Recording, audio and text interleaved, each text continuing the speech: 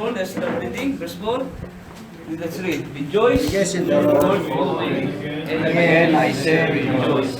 Let your moderation be known unto all men. The Lord is at hand. Be careful for nothing, but in everything by prayer and supplication, with thanksgiving, let your requests be made known unto God.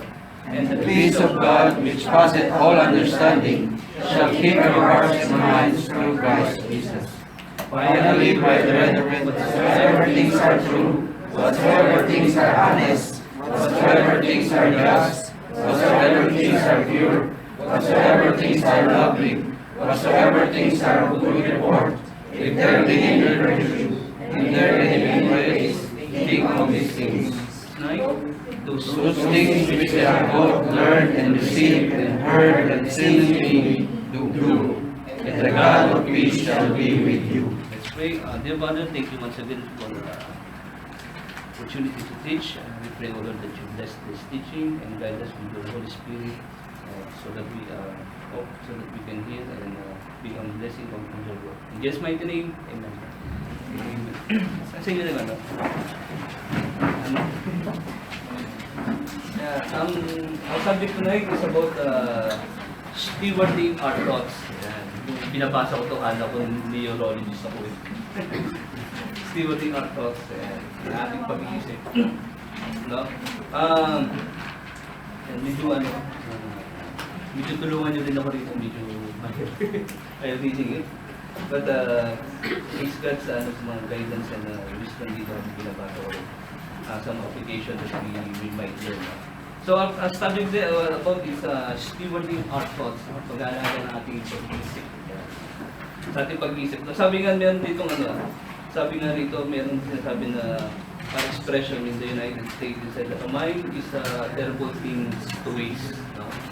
Yung ating pag-iisip ay kung masasayang ng isip. A terrible thing na magagawa natin. Ito yung ginawa, I think this is a slogan ng mga Afro-American sa America since 1972 because a lot of Afro-Americans have a talent but they cannot go to school. No? So they make this slogan so that they can go to school. No? A mind is a terrible thing to waste. No? So totoo yun, no? Because one of the most tragic ways of our minds is when we allow them to be filled with negative thoughts and eaten by worry. So, nakakatakot. Maganda kasi that we should take care of our thoughts, our mind. It's a very tragic ways if we waste or something wrong happen with our thoughts or our mind. I remember one time I got accident last time, playing basketball. Yan. Until now, I cannot. Magic. I have a magic trick to the kids. So I have been an accident, injury last basketball. So I go to a lot of clinics, and I go almost to Hamad, and then waited there for almost 5 hours. And then 5 hours, and then go to Al-Ali and then recommend again to Rumayla at the end of the day. So and then nai-stress ako sa kakahintay ba. So my mind was kung ano nang naglalaro sa utak ko, ano ba gagawin ko? Masusolve ba ito kung pagkapanakot na lang sa mga bata? But my children, ano nga pasabi ko minsan, maybe my daughter will scared on this one. So, but I still pray for the new schedule that will come from Rumayla. Still contacting them. Sila lang yata meron na procedure na kay conduct this surgery. Already contact na ako sila. Rekomendado lang nila yung Rumayla. So it's getting me stressed. Pag-family ako, it's getting me a headache and then sometimes it worry me. So the same also with tonight our study. Sabi nga dito, the Christians at Philippines knew great level of stress and could easily have allowed worry and fear to overwhelm their thoughts. So, sa mga church in the Philippines, remember the church of Philippines, they also are believers, the same as us. They have also families, right? They have also jobs at the time, and then they have also persecution at the time. So, yung mga bagay na to, any circumstances happen to them, it will produce stress to them, Sabi nga natin, pag sinabi ng stress is a state of mental tension and worry caused by problem. So they are causing stress. So that's why Paul is giving them alternative or giving them advice, no? When they having circumstances in their lives, mostly our thoughts will work, no? Merong effect sa ating mga pag-isip. So there are two ways na sinasabi ni Paul na there are two ways that we can respond to this kind of stress or circumstances in our life, no? You can be using there will be a negative and then a positive way, right? So ang mostly the negative side na minsan pag dumating mga circumstances natin, mga problema sa buhay natin, our thoughts will thinking about negative, right? Mostly negative, no? And some of these minsan we are very critical to others, no? Sometimes we point fingers, no? Mga negative thoughts. Sometimes even we hide, no? And then also there's sometimes expect sympathy, no? Ang tawag doon yung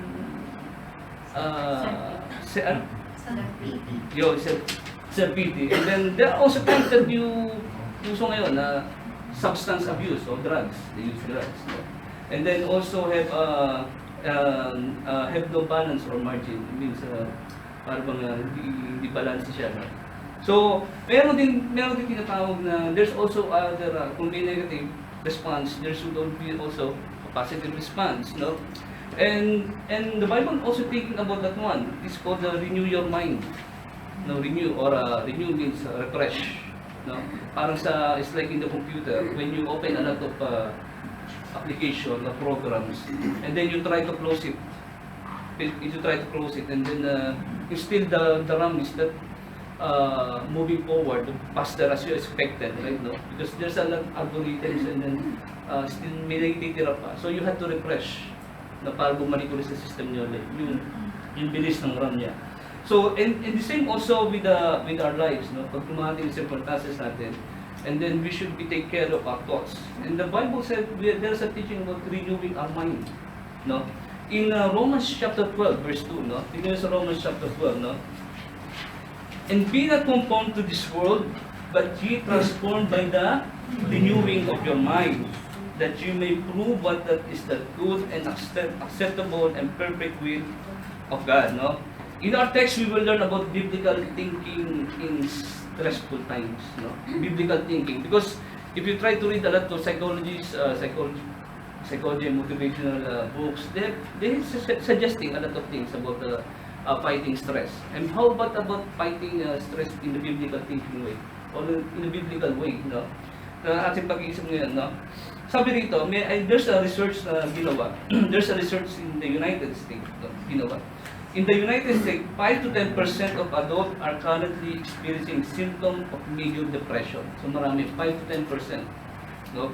And 25% will suffer from it some point in their life.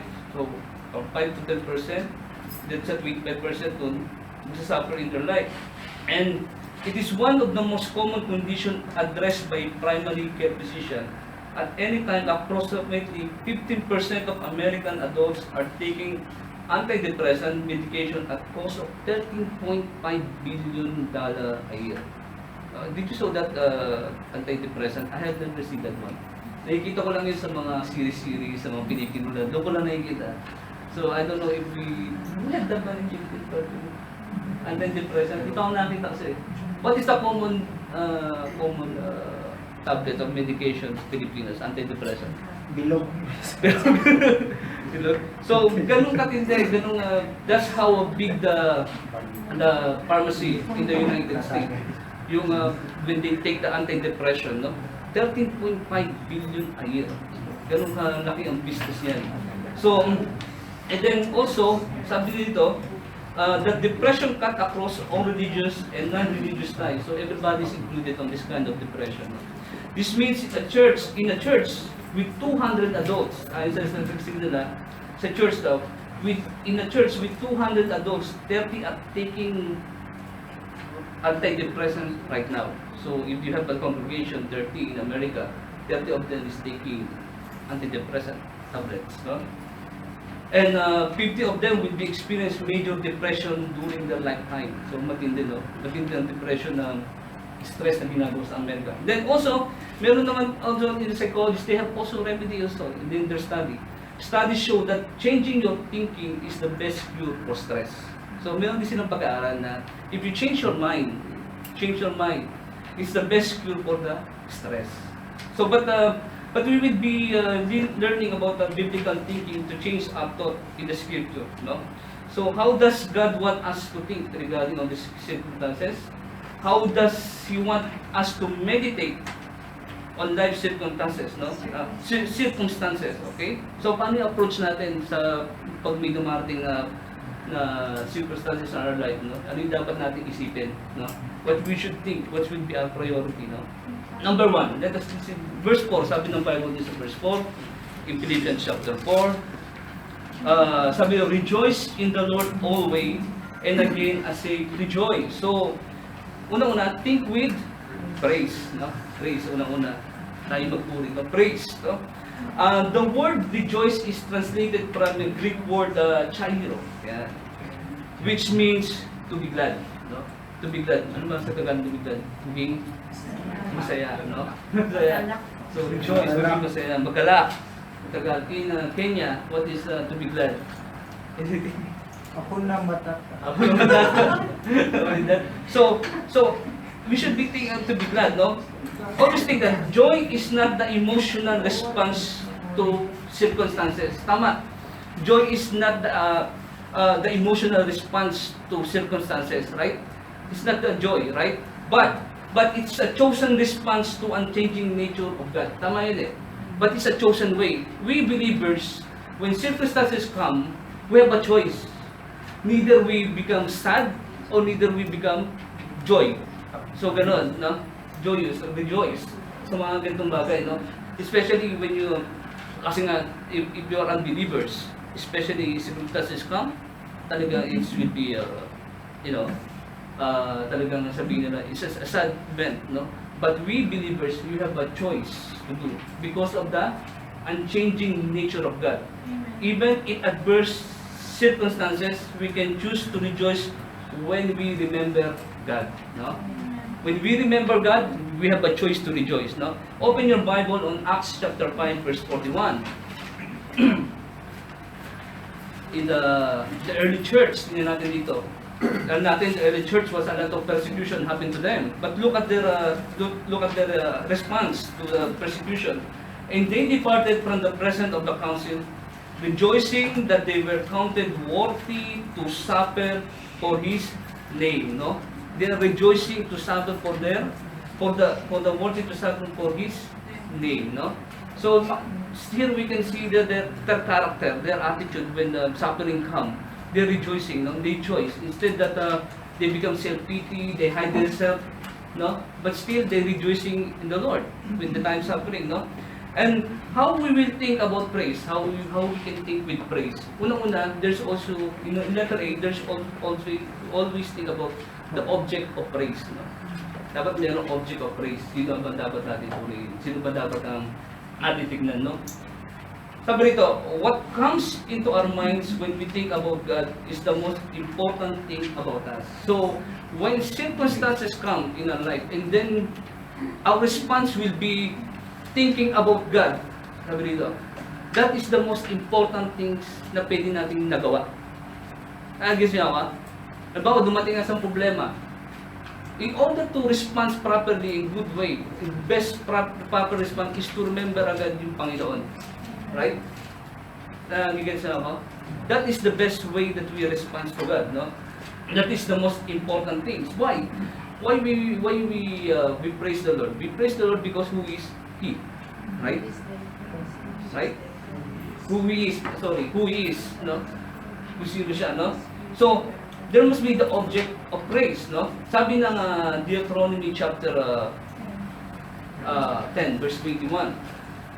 He is thy praise, and He is thy God, that had done for thee these great and terrible things which thine eyes had seen. So sabi dito na that He is thy God. So there must be object of praise, no? The object of praise will be our Lord Jesus Christ. When we remember these circumstances, we should think about first about God. No? We remember the Lord. No? Kaya nga, when you have a problem, we first consult the Lord. Right? So, yun ang unang dapat mapasok sa ating isipan. Number two, letter B, sorry. Letter B, no? Letter B, the opportunity of praise. Yeah. There's opportunity of praise, no? Rejoicing in the Lord is choosing to remember and focus on God's unchanging attributes. So, when we remember the attributes of God, no? What are the attributes of God? Give me one. Omniscient. Omnipotent. Apa?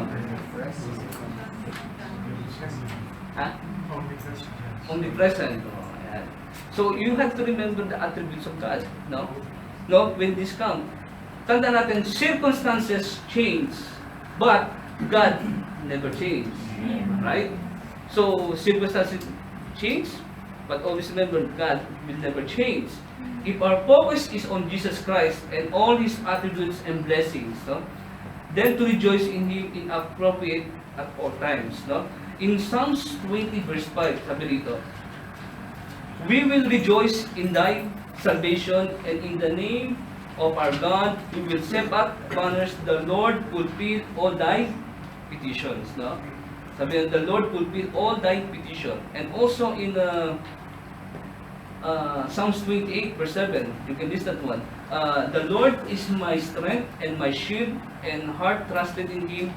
I am helped, therefore my heart greatly rejoice, and with my song will I praise Him. So this is also opportunity to praise, no? When circumstances come, we will remember the attributes of God, no? Sabi ng Panginoon, He will never forsake us nor leave us, right? So He never changed us, no? He fulfilled everything, no? Remember Brother Bernal? Right? At the end of the day, he go home. Right? So, ganun, God's fulfilled, no? And then, sabi nga rito, laughter and anxiety cannot coexist. Ano ba yung anxiety? Hindi man, worry. Right? So, sabi niya, laughter and anxiety cannot coexist. So, we learn about, first, we think about praise, no? We think about praise. We think about God, the object of our praise, and then the opportunity. This is the opportunity that you praise the Lord. No? Always remember, this is a time that you praise remember the attributes of God. So, ano ba ang Panginoon? No? Alalahanin mo man yung Panginoon. No? Especially if He is you know that He is always present at you. No? No? Yun ang mahalaga yan, alam mo, kasama mo ang Panginoon, and you know that His presence is here. Right? Number two, no? Number two, na dapat natin gawin kanina, think of praise. Now, think with poise. P-O-I-S-E. Yeah. Think with poise. Yeah. P-O-I-S-E. No? Hindi yung poise na, poise. Tama yung poise. Or, I check in dictionary, even this in notes, it said, the poise means moderation. Excuse me. In verse 5, you can see here, let your moderation be known unto all men, the Lord is at hand. So, moderation and poise the same, or we can say it's also a steadiness, no? Steadiness and stability, no? Stability, no? The word moderation is translated from the Greek word epikes, which means seeming, mild, gentle, sweet, reasonable. It is contentment. So, gentle, mild. So, what he's saying about this one, when the circumstances comes, that we should think with poise, no? Hindi tayo nag-overacting o OA. Overreacting, sorry. Overreacting. Yeah. But we think about being gentle, right? No? Because Satan wants you to think you are a loser, no? Yan ang ganyan ng diablo. So, when circumstances come, just be a gentle, right? Sabi nga, be a moderate, no? Para bang hindi mo makikita may problema ka na dumarating sa'yo. Because Satan, sabi ni Randy Alcorn, sabi niya sa commentary dito, sabi niya, isang director ng Eternal Perfect, hindi ko naman saan galing, Perfect Ministry. Sinesearch ko yung pangalan niya, kung sino siya. Satan wishes to destroy our faith through suffering, but God desires to refine it. No? So, Satan wishes to destroy our faith through suffering, but God desires to refine it. Ayan. We may suffer much for the Lord's sake, but our response is to be gentle. Yan. We should be ready. In Romans chapter 12, verse 12, the Bible said here, rejoicing in hope, patient in tribulation, continuing instant in prayer. So, rejoicing in hope, patient, ayan, and continuing instant in prayer. So, pero dapat ang attitude natin. And then, Romans chapter 12 also, verse 21, be not be overcome of evil, but overcome evil with good. So, that is would be our response, no? Sabi ni, poise or moderation is the reflection of a heart resting in God. So, when we have a moderate or a gentle, so this is like we trusting the Lord, no, that He is in control. So, letter A, tingnan natin sa letter A, para may ano ba, more explanation pa rito. Poise provides rest in His security. So, poise provides rest in security. Why? Look at this one. Waiting time is not a wasted time. Yan, waiting time is not a wasted time. Yan. Just like I go to Hamad, I wait 5 hours. Yan. It's not a wasted time. Nalaman ko na talagang dapat operahan. You need to be certified. So, yeah. Sabi ng doktor, only Rumayla can do that. Okay, I don't need to do Al-Al.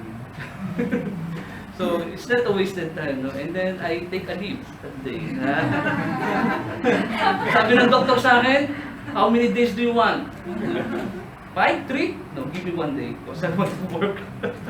So, I take a sick leave that day. So, my boss was very glad. I take a rest. So, kasi mahirap kumuha na yung medical certificate, it's very difficult. Especially our company right now.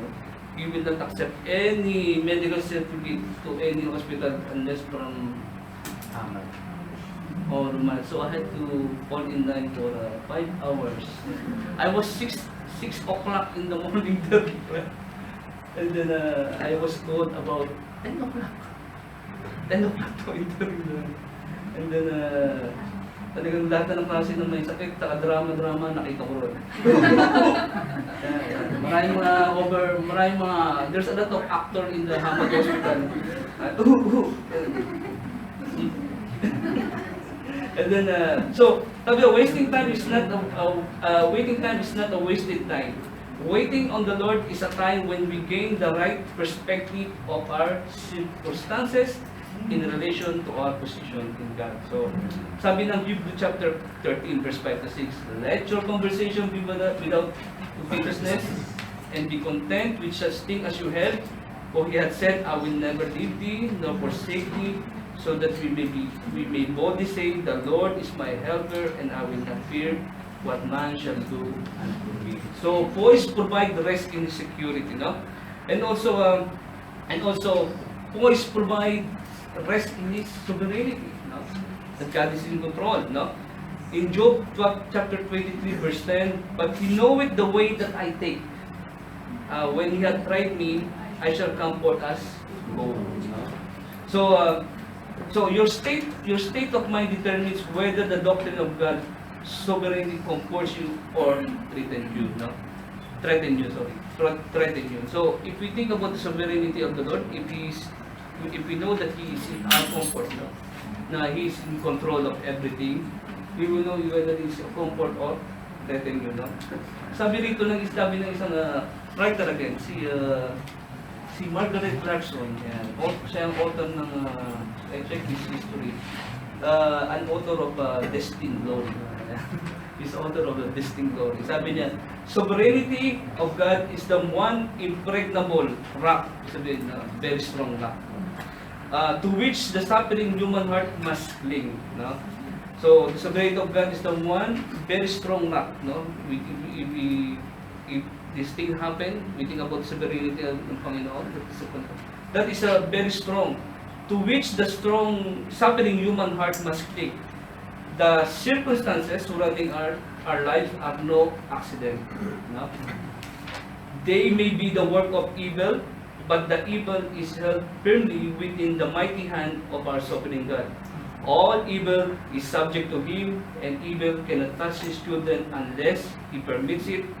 God is the Lord of human history and of the personal history of every member of his redeemed family. Ano yung verse na mapasok sa inyo pag nabasa yung narinig yung ganito? 1 Corinthians, right? Chapter 10, verse 13, right? Remember yan? I think basahin natin, no? 1 Corinthians chapter 10, verse 13. Pakibasa ang Brother Ronald. Yan, para masaya.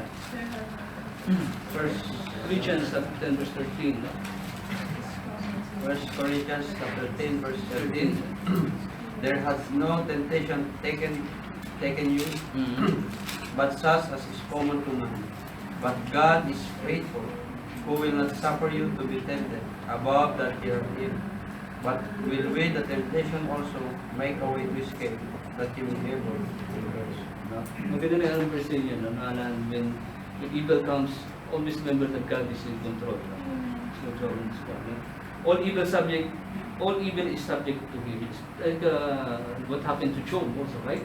No? God allowed, no, what happened to him, no? God allowed to him. So makita natin dito, when thinking we think of praise, and then we think of voice, we should be a moderate, no? Pag dumatating yan, medyo ano lang, kalma lang sa Tagalog, in common language. Kalma lang. Yan, kalma lang. Chill lang, yan. The latest trending, chill lang. So that's what we are thinking. Number 3, in verse 6, makita natin dito, verse 6, ano pa? Verse 6, tingnan natin dito. Sabi dito, be careful for nothing, but in everything by prayer and supplication with thanksgiving, let your request be made known unto God. So, number 3, think with prayer. Yan, okay, prayer.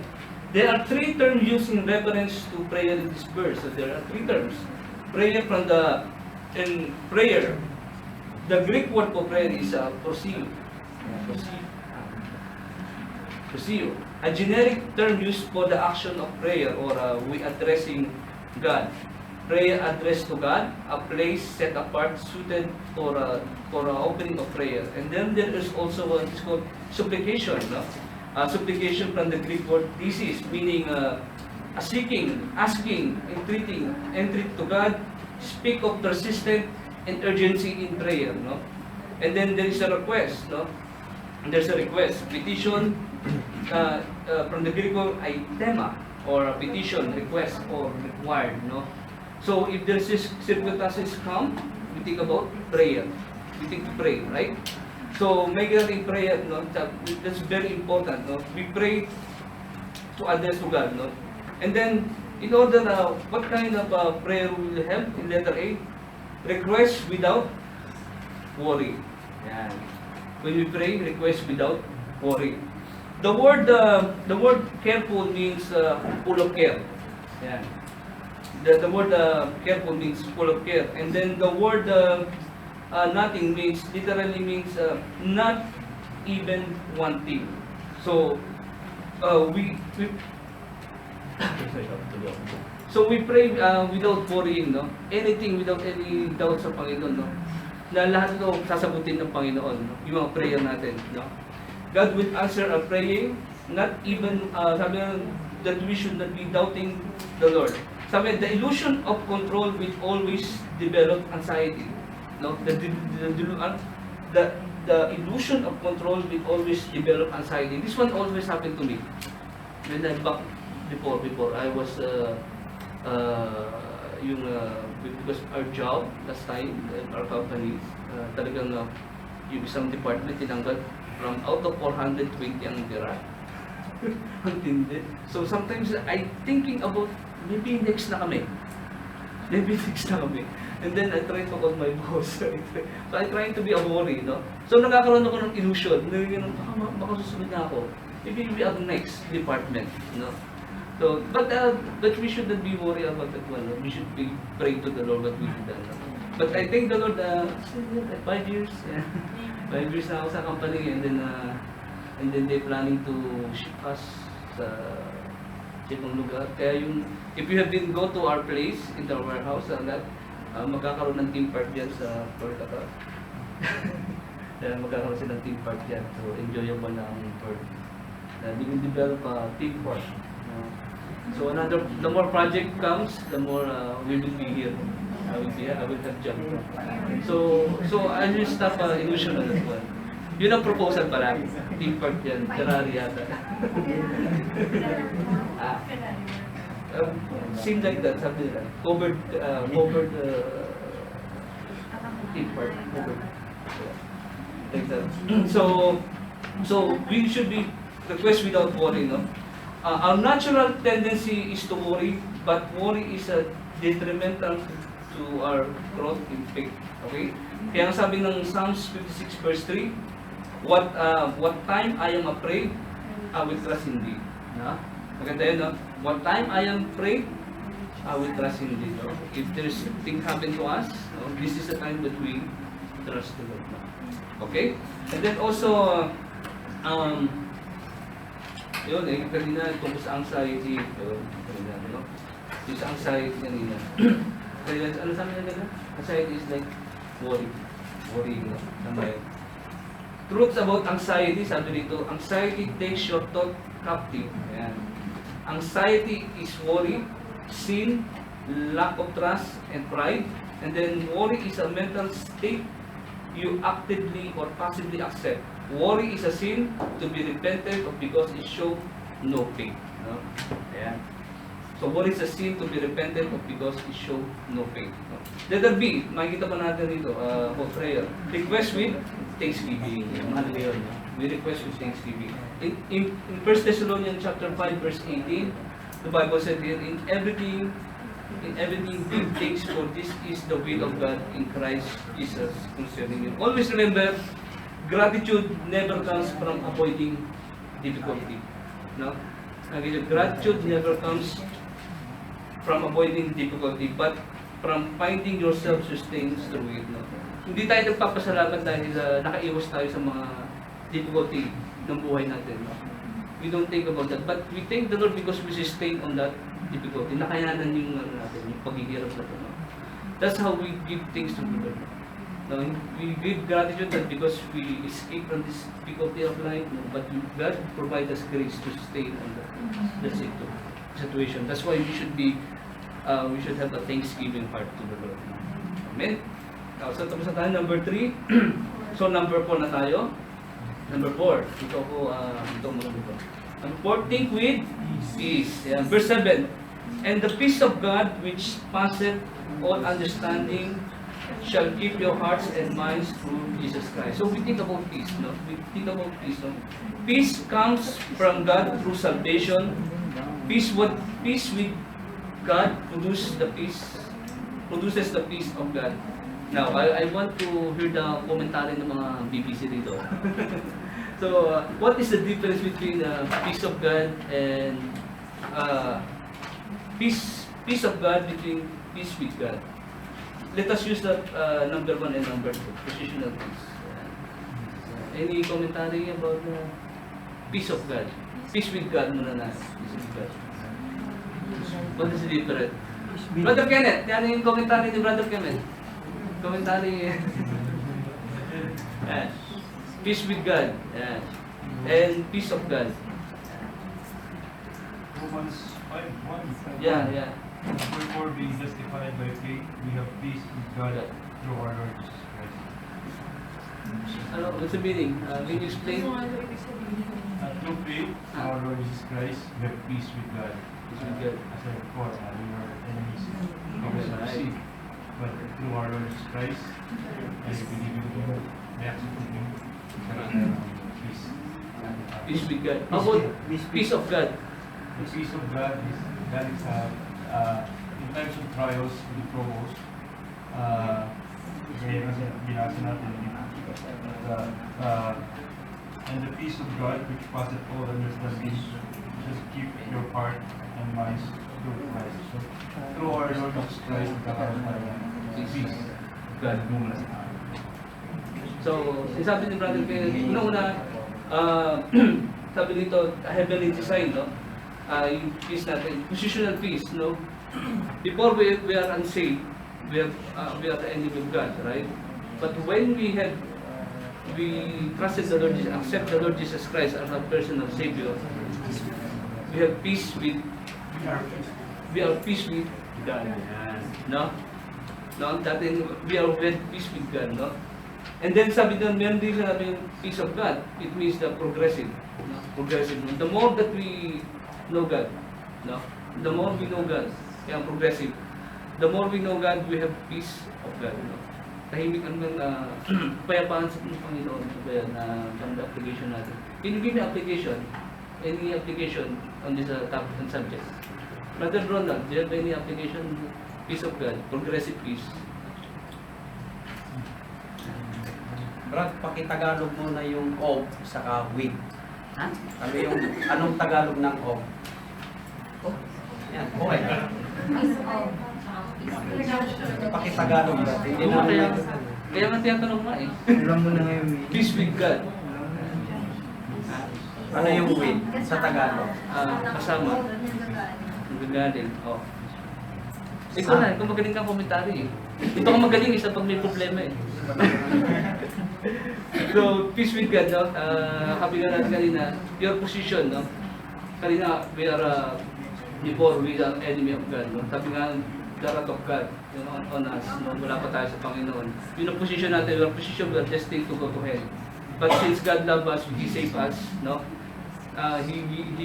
We have a peace with God. No? Hindi na siya galit sa atin eh. No? We have peace, no? We have peace with God. No? And then we are also the progressive peace, no? Progressive peace, no? The more we know God, no? Yeah, we will have peace in our life, no? So yun, think of peace, no? That we trust the Lord, okay? Any question regarding that?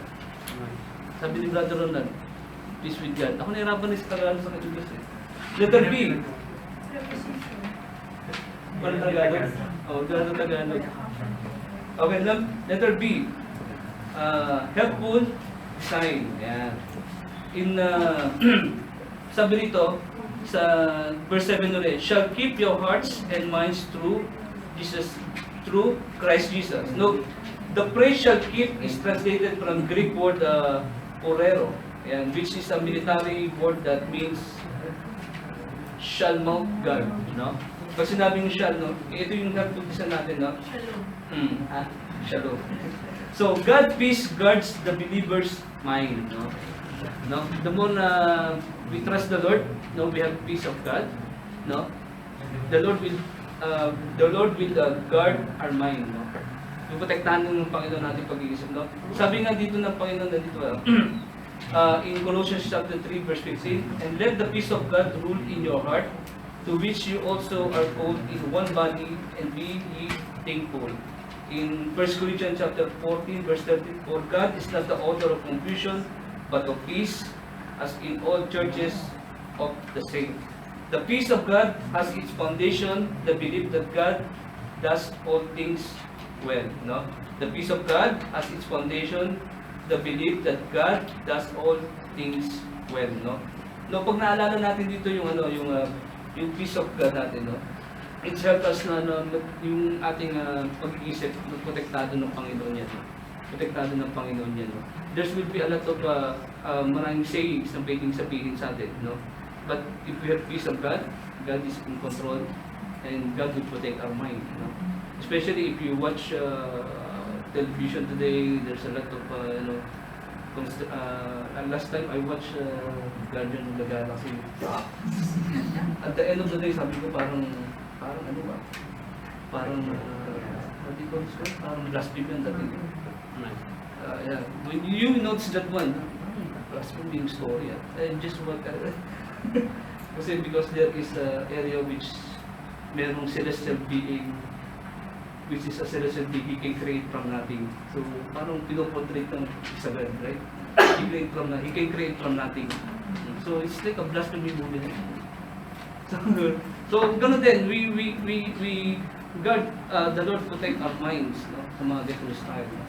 And then, lastly, verse 8, okay, verse 8, sabi dito, and finally, brethren, whatsoever things are true, whatsoever things are honest, whatsoever things are just, whatsoever things are pure, whatsoever things are lovely, whatsoever things are good of report, if there be any virtue, and if there be any praise, think on these things, no? Number 5, think with purity. Yan. Think with purity. No? Once we establish the fact that God is sovereign, and through prayer, we gain this peace, we want to stay on track. Ito yung ano na, kumbaga parang maintaining na, no? Para makapag-concentrate tayo, no? This is the maintaining. So, the Bible Paul is teaching us that we think about purity, no? The description of letter A, the description of pure thoughts. No? Kailangan meron mga pure thoughts. This is the description of pure thoughts. Unang-una, the Bible said, there must be truth. Not true. No? Kaya totoo.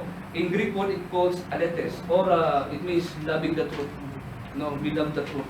And then also, we speak about the truth. Right? And also, we should be, our character should be also true. Now, we think about that. We think about the truth, we speak about the truth, and also we think about the true characters, no? And then there's also have the honest, right? Honest, no? It means honorable, no? We think about honest things, no? In our job, we think about honest things, no? And then also, there's also just, no? We think about just. It means about, in Greek word, dikaios, it means righteous or upright, no? We think about being righteous, no? And then also lovely, yeah. It means proselytes, or you're acceptable, or pleasing, and you should be pleasing to everybody, how we can please, and winsome, and amiable, okay? What's amiable? And then also, amiable. Kaya abutin. Likeable. Okay. Thank you, Brother Dictionary. Hindi ko na sure. Amiable, yan. Okay? And then also, there is also a good report. Yan. Always sounding well, highly regarded, well thought. So, those are the description of pure thoughts na dapat meron tayo sa ating inisip lagi. There should be a true, honest, just, and lovely, good report. Para ma-maintain natin yung ano natin, yung condition ng utak natin. No? So, we should put all those thoughts, no? Those thoughts.